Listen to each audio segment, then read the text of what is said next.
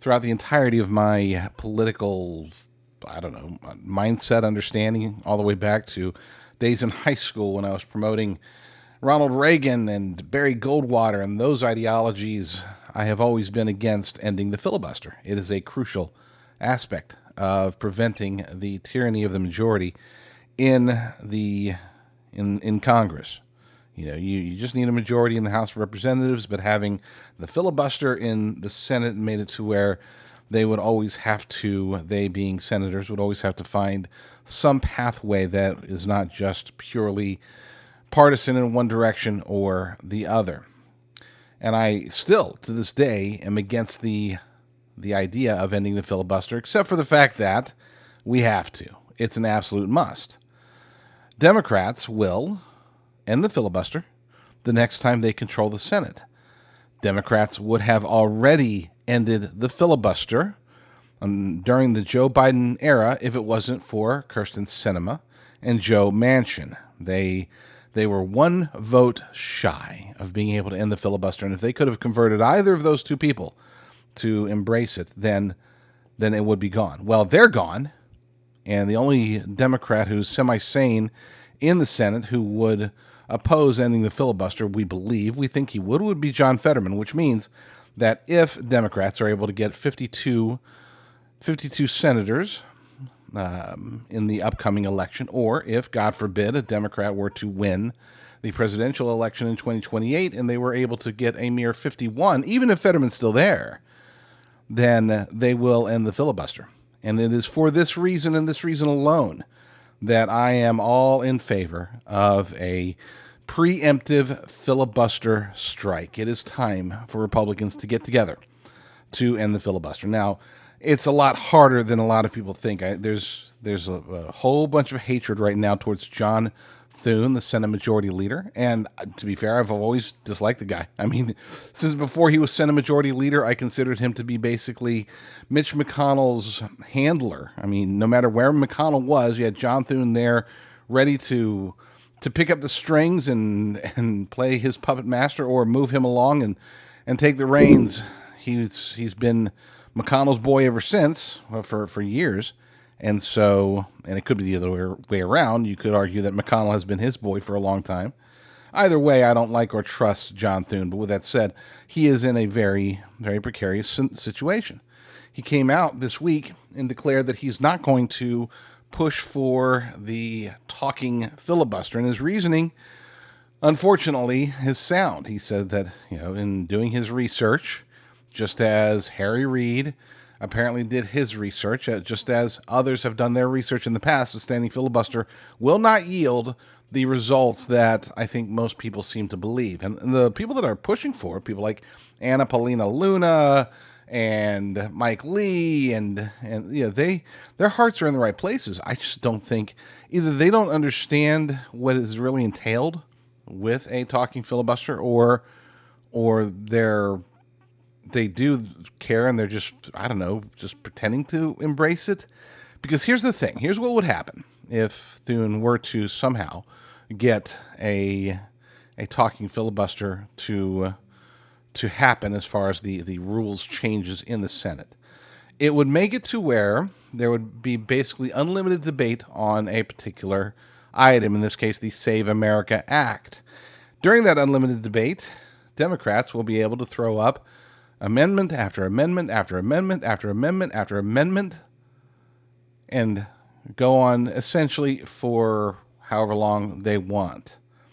Republicans would have to be 100% unified. The margin in the Senate is very small, and therefore they would have to be on the floor at all times and ready to vote down every single amendment that comes across. You might say, well, that's their job, and I agree. But what if this goes on for weeks? What if it goes on for months? Which I believe it would. That would mean that everything else, any other piece of legislation that we want, will be stuck waiting for the Democrats to say, okay, fine. We're done with the filibuster. We're done with this. We've got nothing else to say. We've thrown up 687 amendments that all got shot down, and nothing to see here. Let's go ahead and have a vote. And then at that point, all that would be required would be a majority vote. And yes, we could pass the Save America Act. And you might say, well, let's do that. But here's what Democrats would almost certainly do with a talking filibuster. They would filibuster the entirety of the Senate.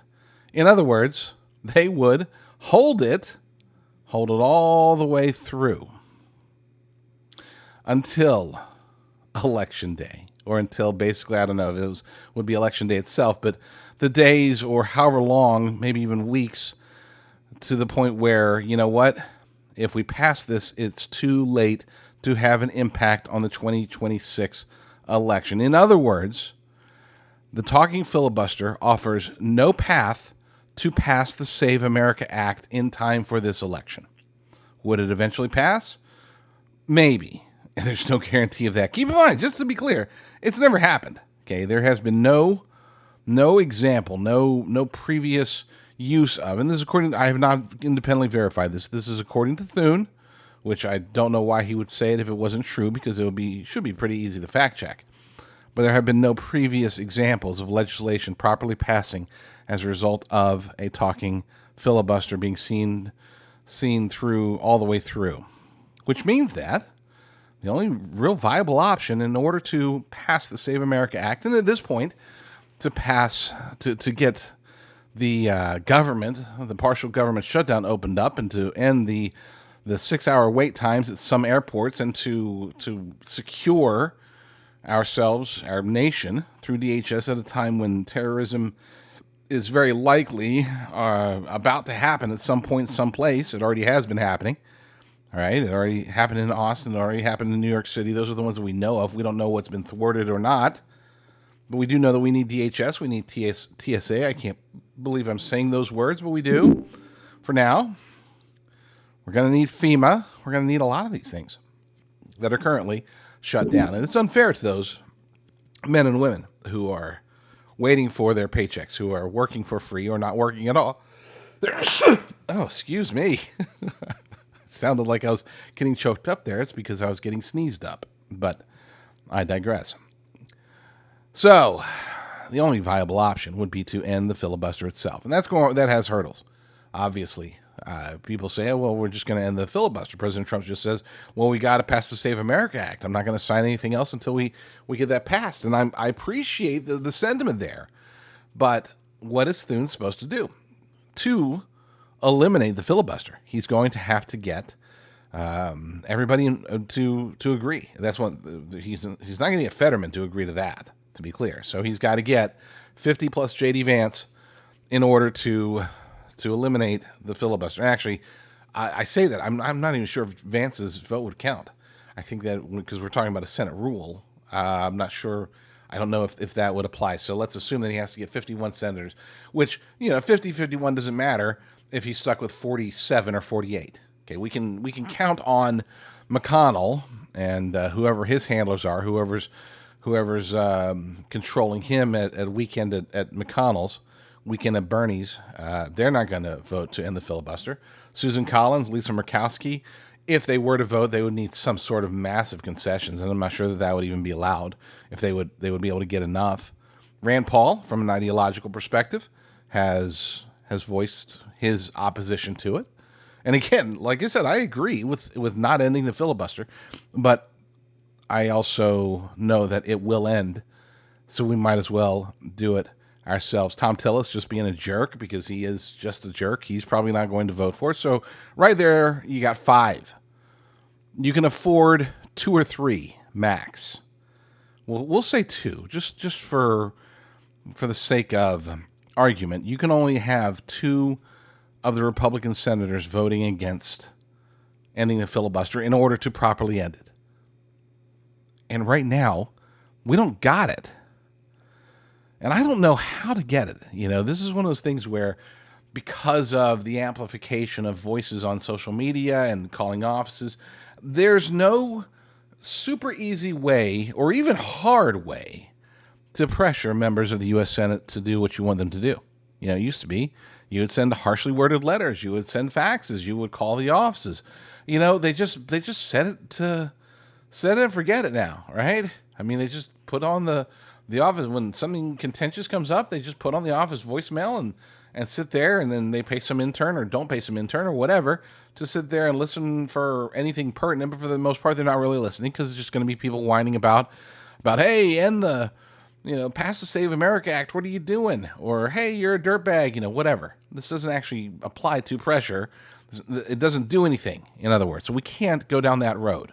I mean, we can. I'm not saying that it's completely futile. I don't know if it is or not. I feel like it is. I don't do it.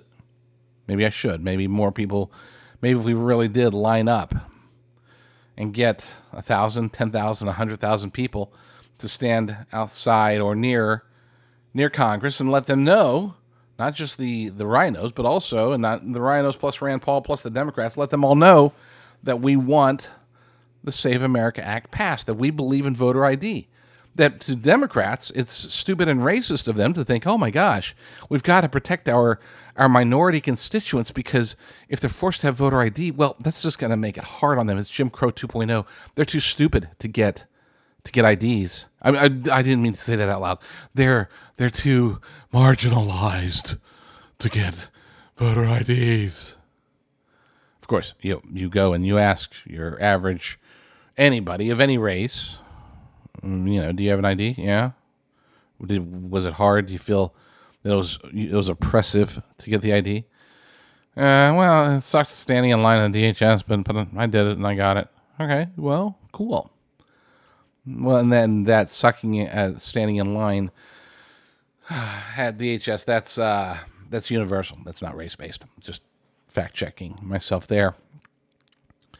Point is that it's not going to be that easy, but it is the only path. And we do have one singular opportunity, I believe, at that point. We got a solution. It's not just Rucker ranting, right?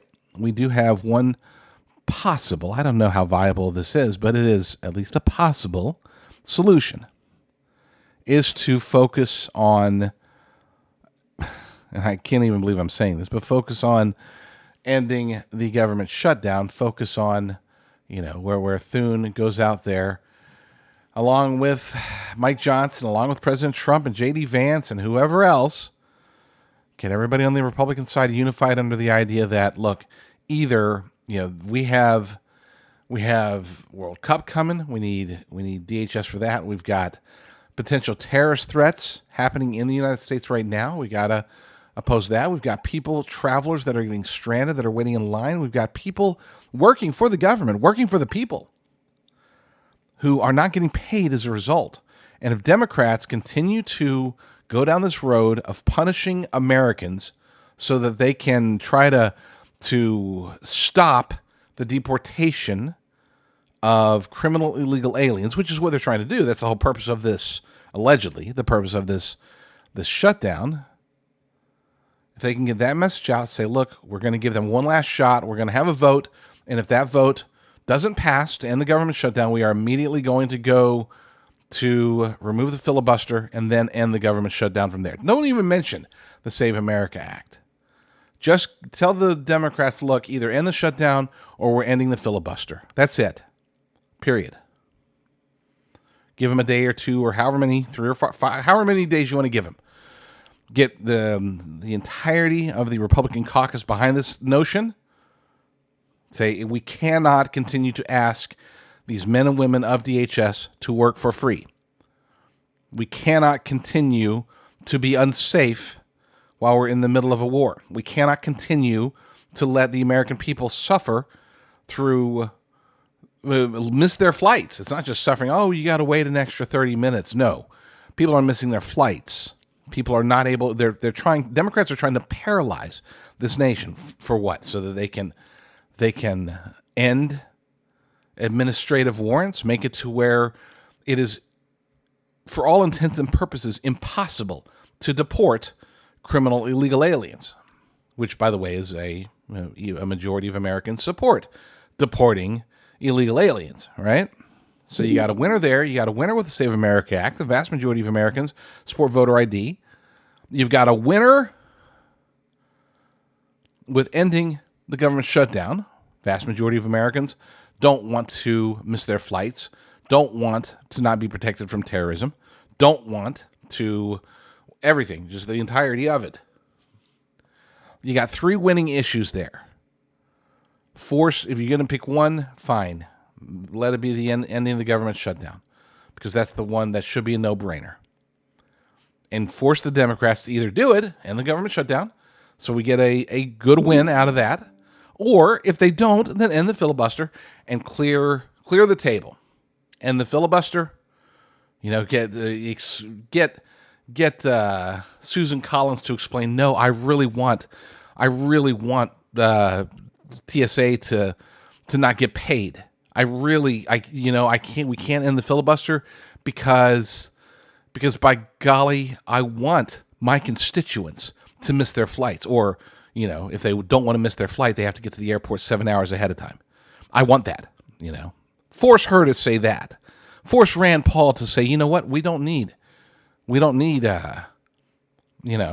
Coast Guard or FEMA or anything like that. And force Democrats to say, you know what, fine, we'll relent because we don't want the filibuster to end, but by golly, we're still going to fight the good fight. Either way, win. It's not. There's either a little win or a big win. There's no losing if they go down that road. I guess this is the Republican Party, after all, that we're talking about. Chances are, if there is a way that they could lose, they will find a way to lose. Who cares if they got 3 issues that the American people wildly support, majorities in the House, the Senate, and the White House, the ability to do whatever they need to get done if they can just get their crap together. Of course they're going to find a way to butcher that. I don't want to sound cynical, except that I am. I am cynical. It does suck.